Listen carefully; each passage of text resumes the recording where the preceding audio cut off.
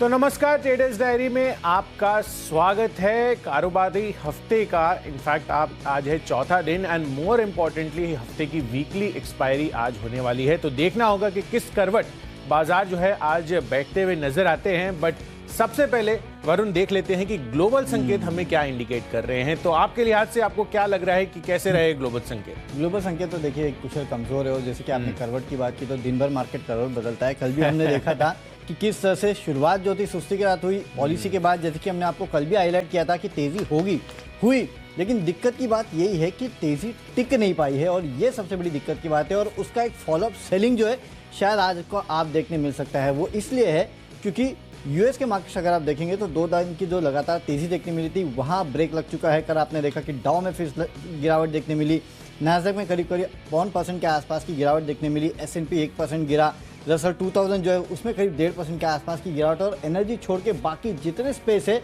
वहाँ पे अच्छी खासी गिरावट जो है कल की ट्रेडिंग सेशन में देखने मिली। और इनफैक्ट 10 साल की जो बॉन्ड यील्ड्स है 3% के पार भी जा चुकी है। तो यूएस के मार्केट्स के अगर आप हाल देखेंगे तो कल अच्छे नहीं थे और यूरोप के मार्केट भी जो थे वहाँ भी कल सुस्ती ही देखने मिली थी। तो ओवरऑल ग्लोबल क्यूज जो है वो तो अच्छे नहीं है। सिंगापुर निफ्टी भी आपको यही दर्शा रहा है कि आज आपकी शुरुआत जो है वो लाल निशान में होने वाली है। लेकिन कुशल खबरें जो आई है नकल वो काफ़ी सारी है। पिछले कुछ दिनों से अगर आप देखते तो खबरों का अभाव था। अचानक आरबीआई पॉलिसी के बाद कुछ खबरें आने लगी है स्टॉक स्पेसिफिक। तो मुझे लगता है कि स्टॉक स्पेसिफिक एक्शन शायद आपको देखने मिलेगा। निफ्टी से, सेंसेक्स से, बैंक निफ्टी से उस तरह का सपोर्ट नहीं मिलेगा जिसकी उम्मीद थी। हालांकि सेकंड हाफ में देखना पड़ेगा कि किस तरह का मोमेंटम देखने मिलता है, क्योंकि लगातार 4 दिन हो चुके हैं जब निफ्टी लाल निशान में बंद हुआ है।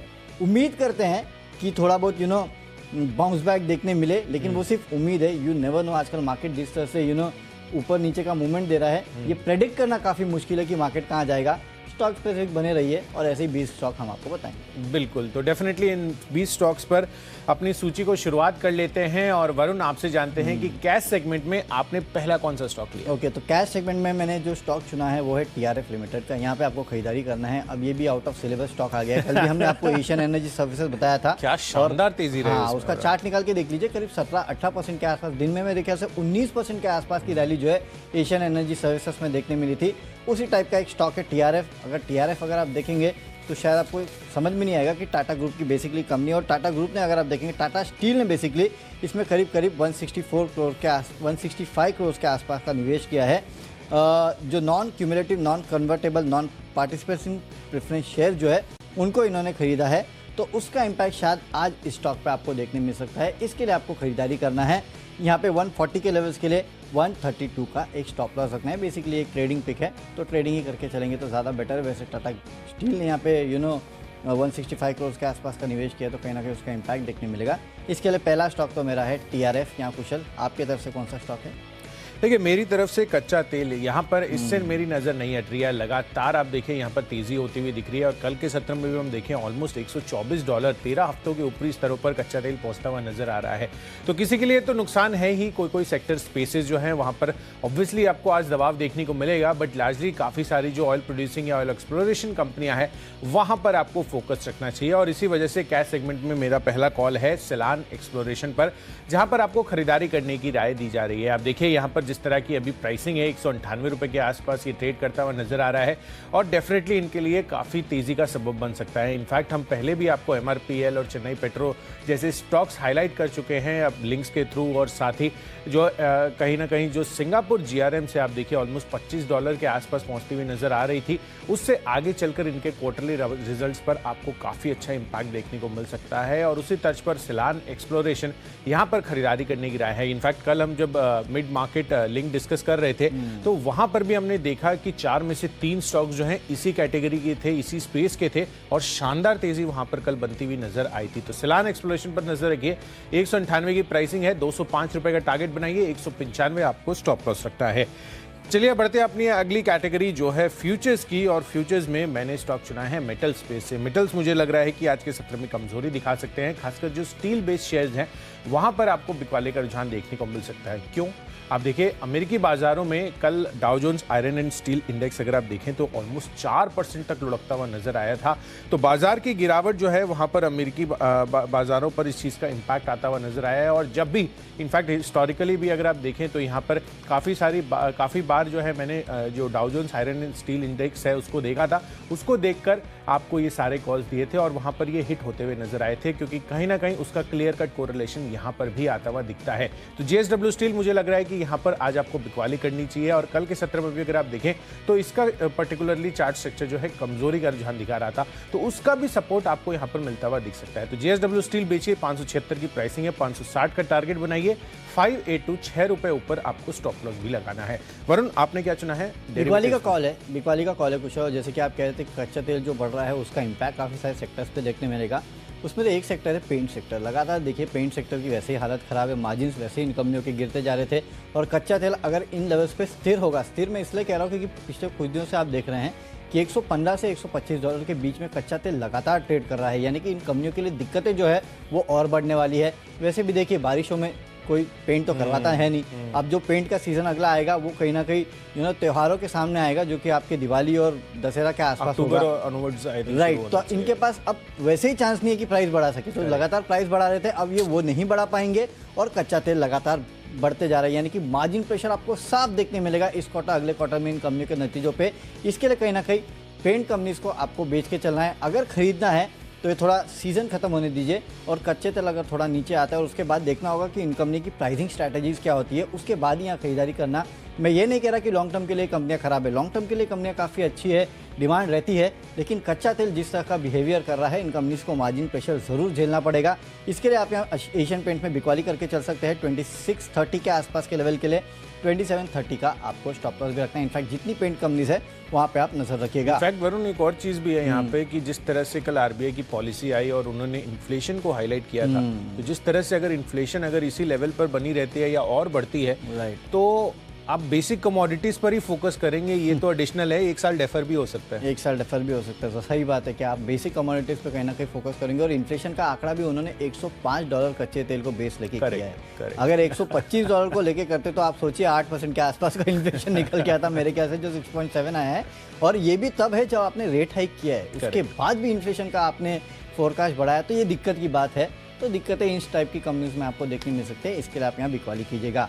अब अगली कैटेगरी ऑप्शंस की है, और ऑप्शंस में ONGC नो ब्रेनर है, क्योंकि कच्चे तेल में जो उछाल देखने मिला है उसका इंपैक्ट इस काउंटर पे देखने मिलता है 162.5, जो almost at the money call option है, वहाँ पे आप खरीदारी करके चलेगा 6 रुपये के लेवल के लिए। 4 रुपये का आपको स्टॉप लॉस भी रखना है। इस पर मैं ज़्यादा बोलूंगा नहीं कुशल, क्योंकि जैसे कि मैंने कहा नो ब्रेनर है, कच्चा तेल चढ़ गया, ONGC ले लीजिए। 200 की तैयारी हो रही है क्या इसमें? पता नहीं, वो 190 के आसपास जाता है ना, 190 195 वहाँ से फिर से घूम जाता है। हमेशा देखा है मैंने इस काउंटर को, ये और वो कोल इंडिया दोनों ऐसे ही है। मुझे भी वही याद आ रहा था। चलते हैं ये। इसके लिए चलिए ये लेवल तो फिर भी अच्छे, लेकिन उन लेवल से जब ये पहुंचते हैं ना ऑलमोस्ट 170s के ऊपर जब जाना शुरू होता है शॉर्ट तो थोड़ा थकना शुरू होता है। अभी शॉर्ट नहीं करना है, नहीं 190 पे हाँ तब देखेंगे 180s के आसपास, 190s के आसपास तब शॉर्ट करना देखेंगे। लेकिन वो भी कुशल कच्चे तेल के ऊपर डिपेंड करता है। अगर कच्चा तेल तब तक 150 हो गया तो फिर का कोई टेक्निकल लेवल काम नहीं आने वाले। तो डेफिनेटली चलिए ONGC पर फोकस रखिए, यहाँ पर खरीदारी करने की राय है जिस तरह से कच्चा तेल में हमें उछाल देखने को मिला है। चलिए ऑप्शन कैटेगरी में अगेन मैं काउंटर रिपीट कर रहा हूँ, कल के दिन में ये मेरा बेस्ट पिक था। बलरामपुर चीनी मैंने आपको कॉल दी थी और आप देखिए 3 से 4% तक की गिरावट यहाँ पर देखने को मिली थी। जैसे कि मैं बता रहा था कि रॉ शुगर जो है वो 4 हफ्तों के निचले स्तरों पर कारोबार करता हुआ नजर आ रहा था। और वैसे भी अगर आप देखें तो पूरे के पूरे कमोडिटी स्पेस पर आजकल दबाव बना हुआ है और कहीं ना कहीं मुझे लग रहा है कि कल जिस तरह का रुझान इस काउंटर में दिखा है आपको गिरावट का, वो और फर्दर आज गिरावट दिखा सकता है। और इसी वजह से मैंने अगेन इस काउंटर को लिया है, फर्दर शॉर्ट किया है। बलरामपुर चीनी का 390 रुपए, कल मैंने आपको 410 रुपए का कॉल ऑप्शन दिया था, 25 रुपए के टारगेट दिए थे और 29 रुपए के टारगेट्स वहां पर अचीव होते हुए दिखे थे। 29 रुपए का हाई बनाया था इसने और आज यहां पर इसका 390 रुपए का जो पुट ऑप्शन है, माफ कीजिएगा, यहाँ पर आपको जो पुट ऑप्शन है वो खरीद कर चलना है। स्क्रीन पर आपको कॉल दिख रहा होगा, इसका पुट ऑप्शन आपको खरीद कर चलना है। 18 रुपए की प्राइसिंग है, 27 रुपए के टारगेट आपको बनाकर चलिए, 14 रुपए आपका स्टॉप लॉस रहेगा। तो बलरामपुर चीनी का पुट ऑप्शन 390 रुपए का आपको खरीद कर चलना है। चलिए बढ़ते हैं अपनी अगली कैटेगरी की तरफ, जो है टेक्नोपिक। और टेक्निकल चार्ट्स पर भी मुझे वीकनेस नजर आ रही है। अगेन तर्क सिमिलर है, उसमें टाइम वेस्ट नहीं करूंगा। एशियन पेंट्स जो है वरुण ने आपको दिया है, मैंने एक और हाई बीटा काउंटर इसी स्पेस से चुना है, बर्जर पेंट्स का। ये भी क्लियर कट नो ब्रेनर है। यहाँ पर पूरे के पूरे पेंट स्पेस या फिर आप टायर स्पेस ले लीजिए, आज हो सकता है इन सभी स्पेसेस या सेक्टर्स में आपको दबाव देखने को मिले, तो बर्जर पेंट्स भी क्लियर कट एक शॉट कर आप चल सकते हैं। 13 हफ्तों की ऊंचाई पर कच्चा तेल जाता हुआ नजर आ रहा है। तो 580 रुपए की प्राइसिंग है, 562 रुपए का टारगेट बनाइए, 583 रुपए स्टॉप लॉस लगाकर चलना है। चलिए, तो एक बिकवाली का कॉल है बर्जर पेंट्स, एशियन पेंट्स के बाद बर्जर पेंट्स, यानी कि पूरा पेंट सेक्टर जो है वो यहाँ पे दबाव में रहने वाला है। अच्छा, टेक्निकल मेरे पास जो कॉल है वो है एक्सिस बैंक का। यहाँ खरीदारी की सलाह दे रहा हूँ। देखिए, पिछले कुछ दिनों से आप देख रहे हैं एक्सिस बैंक में लगातार दबाव देखने मिल रहा है। अब बात यह है कि जो काफ़ी इंपॉर्टेंट सपोर्ट लेवल जो है उस पर एक्सिस बैंक पहुँच चुका है। अगर यहाँ सपोर्ट लिया तो एक बेहतरीन बाउंस बैक आपको देखने मिलेगा। माफ़ कीजिएगा, 645 के आसपास जो है इंपॉर्टेंट सपोर्ट है इस काउंटर का। इसके लिए 650 का मैंने स्टॉप लॉस दिया है, वहाँ पे आप स्टॉप लॉस रखिएगा। और एक पुल बैक के लिए बेसिकली आपको इस काउंटर को ट्रेड करना है। 675 के आसपास के लेवल देखने मिल सकते हैं अगर पुल बैक आया तो। अगर पुल बैक नहीं आया और 640 के नीचे गिरा तो यहाँ पे आप कम से कम 630, 625 के आसपास के लेवल देख सकते हैं, जिसके लिए यहाँ पे एक पुल बैक के लिए आपको प्ले करना है। 675 के लक्ष्य के लिए 650 के आसपास का आपको स्टॉप लॉस भी रखना है। अब अगली कैटेगरी है फंडा कैटेगरी, और फंडामेंटली जो पसंद है वो है ऑयल इंडिया। यहाँ देखिए, कच्चे तेल में उछाल आता है तो लगातार हमने देखा इस काउंटर में तेज़ी देखने मिली। इनफैक्ट MRPL हो, चेन्नई पेट्रो हो, ऑयल इंडिया हो, ONGC हो, ये तमाम वो काउंटर्स है जहाँ पे कच्चे तेल में तेज़ी के साथ अच्छे खासे गेंस देखने मिल रहे हैं। अचानक एकाएक इन कंपनियों के फंडामेंटल जो है वो बदल गए, जिस तरह से कच्चा तेल 115 से 120 डॉलर के बीच में स्टेबलाइज हुआ है। आज फिर से आप प्ले कर सकते हैं 290 के लक्ष्य के लिए 275 का स्ट्रिक्ट स्टॉप लॉस रखिएगा।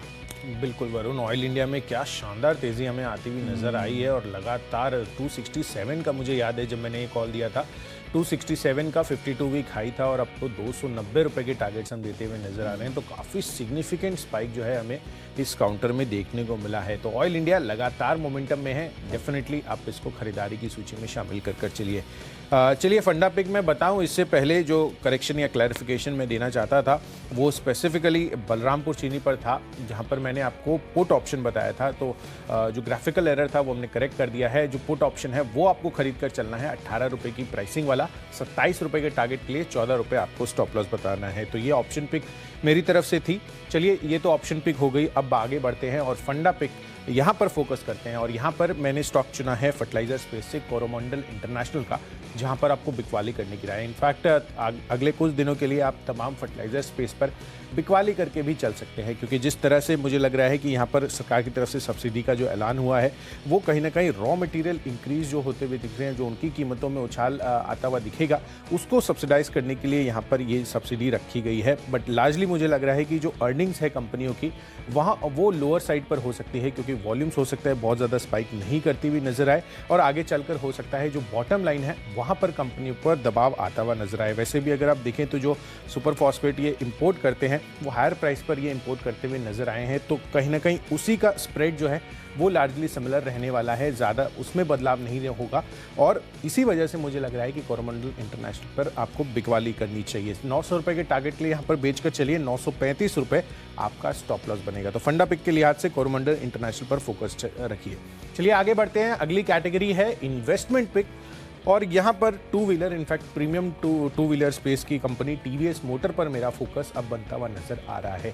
लगातार खबरों में है EV को लेकर, इनकी जो EV यूनिट है उसको लेकर, और अब कहीं ना कहीं ये क्लैरिटी और फर्दर आती हुई नजर आ रही है कि लगभग 2600 करोड़ रुपए के जो फंड जुटाने के लिए इन्होंने प्रोसेस शुरू किया है, वो एक अच्छा पॉजिटिव क्यू है इन कंपनियों के लिए। और वैसे भी जितनी भी ऐसी खबरें आती हैं EV को लेकर, लगातार टू व्हीलर इस चीज़ पर फोकस करता हुआ नज़र आ रहा है। हीरो मोटोकॉर्प में भी हमने देखा कि किस तरह के आगे चलकर ये इन्वेस्टमेंट्स करने वाले हैं, बट डेफिनेटली जो डेफरमेंट होते हुए दिखी है वो इनके लिए हो सकता है कि फ़ायदे की बात होती हुई नज़र आए, क्योंकि हो सकता है कि अगर ये टाई अप करके या फिर इन्वेस्टमेंट्स लाके अगर उनसे पहले लॉन्च कर देते हैं तो TVS मोटर्स के लिए काफ़ी अच्छी पॉजिटिविटी बन सकती है। और वैसे भी आप देखिए बजाज ऑटो, TVS मोटर्स जैसी कंपनियां, इनका एक्सपोर्ट्स भी काफ़ी अच्छा होता है और उससे भी इनकी जो स्टेबिलिटी है रेवेन्यू में, वहाँ पर अच्छी आपको डिमांड देखने को मिल रही है, वहाँ पर अच्छी स्पाइक देखने को मिल सकती है और इसी वजह से मुझे लग रहा है कि यहाँ पर आपको खरीदारी करने की राय है।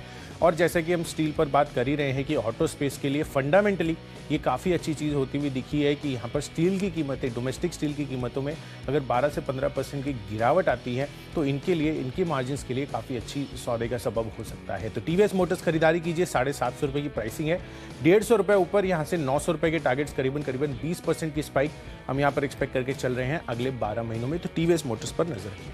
चलिए, तो टीवीएस मोटर्स कुशल की तरफ से है इन्वेस्टमेंट पिक। यहाँ पे आपको नजर रखनी है, ईवी स्पेस में काफ़ी कुछ हो रहा है। मेरे तरफ से इन्वेस्टमेंट पिक है एडवांस एंजाइम। ये स्टॉक मैंने आपको पहले भी दिया था और फिर से दे रहा हूँ आपको ये स्टॉक, क्योंकि स्टॉक में अगर आप देखेंगे तो लेवल्स काफ़ी बेहतरीन मिल रहे हैं। 293 के आसपास एक काउंटर जो है वो ट्रेड कर रहा है। इसके पहले आप देखते थे 400 के ऊपर एक काउंटर ट्रेड करता था। हालांकि बाजार की गिरावट के साथ इस काउंटर में भी गिरावट आई है। देखिए, लेकिन इस कंपनी का ओवरऑल अगर आप देखेंगे तो इंटरेस्ट रेट सिनारियो हो या फिर इन्फ्लेशन हो, इससे कोई लेना देना है नहीं। कुछ भी हो, इन कंपनीज़ का कारोबार तो चलना है। एंजाइम्स बनाने वाली कंपनी हो, दुनिया की, इनफैक्ट इंडिया की तो सबसे बड़ी कंपनी है और दुनिया में भी इस कंपनी का बोलबाला है। और जो प्रोडक्ट भी कंपनी बनाती है उस प्रोडक्ट पे ज़्यादा इन्फ्लेशन या बाकी चीज़ों का असर पड़ता नहीं है, तो ये सबसे अच्छी चीज़ है। और जिन लेवल्स पे कंपनी उपलब्ध है वो काफ़ी अच्छा लग रहा है। इसके अलावा अगर 4 से 6 महीने का वक्त देंगे तो आपको 350 के आसपास का लेवल देखने मिल सकते हैं। और याद रखिएगा, मार्केट में जब भी रैली आएगी तब इन काउंटर्स में सबसे पहले आपको शायद तेज़ी देखने मिलेगी। इस तक पोटेंशियल जो है फंडामेंटल ये काउंटर रखते हैं। मार्केट की गिरावट के साथ गिर चुके हैं तो यहाँ पे आपको मौका नहीं चूकना चाहिए। इनफैक्ट टेक्निकल्स भी मैं देख रहा था तो इस कंपनी का जो टेक्निकल सपोर्ट निकल के आता है वो करीब 285 288 के आसपास निकल के आता है और उन लेवल्स को इस कंपनी ने तोड़ा नहीं है। 290 के ऊपर जो है ये स्टॉक लगातार बना हुआ है, वहाँ से केवल 3 रुपये के आसपास ऊपर है। कल भी अगर आप देखते तो इस काउंटर में हरे निशान में क्लोजिंग देखने मिली थी। काफ़ी सारे तर्क है, अगर मैं बताने जाऊँगा तो शो खत्म हो जाएगा, लेकिन खरीद लीजिएगा। इन लेवल्स के काफ़ी अच्छा है। इसके लिए 350 के लेवल अगले 4 से 6 महीने में आपको दिखा सकता है। अब खबरों के दम पे जो स्टॉक पसंद है वो है हीरो मोटोकॉर्प। आपको 2 दिन पहले मैंने आपको बताया था कि हीरो मोटोकॉर्प जो है काफ़ी इंपॉर्टेंट सपोर्ट लेवल के आसपास है। 2400 के आसपास मैंने आपको बताया था कि इस कंपनी ने, माफ़ कीजिएगा, 2500 के आसपास इस कंपनी ने अच्छा खासा सपोर्ट लिया है। और 2540 ये वो लेवल था, या 2520 के आसपास बोलेंगे, वहाँ से इस काउंटर ने एक कहीं ना कहीं रिवर्सल दिखाया था। और उस दिन भी हमने आपसे यही कहा था, अगर रिवर्सल दिखाया तो यहाँ पे अच्छा खासा रिवर्सल आपको देखने मिलेगा। और अगर 2500 का लेवल तोड़ा तो फिर आपको 2300 के आसपास के लेवल देखने मिलेंगे। लेकिन देखिए, वहाँ से रिवर्सल दिखा के 2590 के आसपास फिलहाल ये ट्रेड कर रहा है। और जो खबर आई है कि एक्मा के साथ इस कंपनी ने ईवी टेक्नोलॉजी एक्सपो के लिए कोलैबोरेट कर लिया है, तो कहीं ना कहीं ईवी लॉन्च करने वाले हैं ये त्योहारों पे, और उसके पहले ये कोलैबोरेशन काफ़ी बड़ी चीज़ है। इसके लिए मेरे ख्याल से यहाँ खरीदारी कर सकते हैं 2650 के लेवल के लिए। 2545 जो कि इंपॉर्टेंट सपोर्ट लेवल था इस कंपनी का, वहाँ पे आप नजर रखिएगा, उसको स्टॉप लॉस रख लेना है। बिल्कुल, तो चलिए, हीरो मोटोकॉर्प खबरों के दम पर काफ़ी पसंद आ रहा है। एक अच्छी खबर की डेवलपमेंट यहाँ पर होती हुई दिख रही है। खबरों के दम पर मैंने लिकर स्पेस से चुना है यूनाइटेड ब्रिवरीज का काउंटर। दरअसल यहाँ पर खबर आती हुई दिख रही है कि पंजाब सरकार ने यहाँ पर इनफैक्ट एक्सपेक्टेशंस ये लगाई जा रही है कि जो नई एक्साइज पॉलिसी ये लेकर आए हैं उसके तहत करीबन लिकर की जो प्राइसेज हैं 30 से 40% तक रिड्यूस हो सकती हैं। तो अगर वैसा होता है तो इनकी डिमांड जो है और ज़्यादा बढ़ती हुई नजर आएगी और इसी वजह से मुझे लग रहा है कि पूरा का पूरा लिकर स्पेस आज फोकस में रहना चाहिए और यूनाइटेड ब्रिवरीज इसी वजह से खरीदारी करने की राय है। 1520 रुपए के टारगेट आज बनाकर चलिए, 1480 रुपए की आसपास की प्राइसिंग है। 1460 लोअर साइड पर आपको स्टॉप लॉस लगाना है। तो खबरों के दम पर तो हमने स्टॉक्स पूरे कर लिए हैं। आखिरी कैटेगरी है माई चॉइस की। आखिरी कैटेगरी जो कि माई चॉइस की कैटेगरी, और यहाँ मेरे तरफ से 2 खरीदारी, एक बिकवाली का कॉल है। सबसे पहले जो खरीदारी का कॉल है वो है नैल्को में। यहाँ पे आप खरीदारी करके चल सकते हैं। मुझे लगता है कि आज मेटल्स में आपको थोड़ी बहुत रिकवरी देखने मिल सकती है, खासकर सेकंड हाफ में हो सकता है रिकवरी होगी। और वैसे भी ओवरनाइट अगर आप देखेंगे तो एल्यूमिनियम के जो दाम है उसमें करीब 2-2.5% के आसपास की तेज़ी देखने मिली है। तो कच्चा तेल और एल्यूमिनियम ये 2 कमोडिटीज़ है जहाँ पे आपको नजर रखनी है। इसके लिए नैल्को में खरीदारी करके चलेगा। 98 के लेवल्स के लिए 92 का स्टॉप लॉस रखना है। अगला स्टॉक है ट्रांसपोर्ट कॉर्प। यहाँ पे आप खरीदारी करिएगा क्योंकि देखिए, वैसे भी TCI डेवलपर्स को अगर आप देखेंगे तो प्रमोटर्स ने कंपनी के शेयर को वॉलंटरी डिलिस्ट करने की इच्छा जताई है।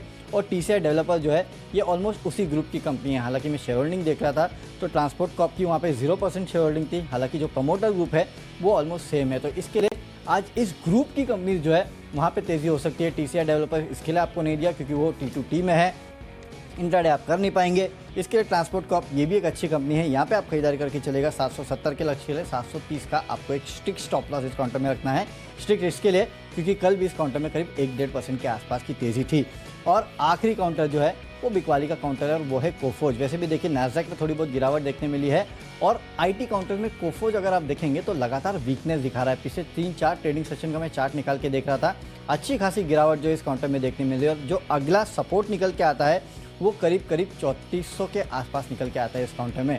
इसके लिए 3430 के लेवल के लिए आप यहाँ बिकवाली करके चल सकते हैं। 3530 के आसपास का आप एक स्ट्रिक्ट स्टॉप लॉस जो है वो भी कोफोज में रखिए। तो 2 खरीदारी, 1 बिकवाली की कॉल माई चॉइस में। बिल्कुल, तो चलिए मेरी तरफ से तीनों के तीनों बिकवाली की कॉल है यहाँ पर माई चॉइस कैटेगरी में, जिसमें सबसे पहला है जीएसपीएल का काउंटर।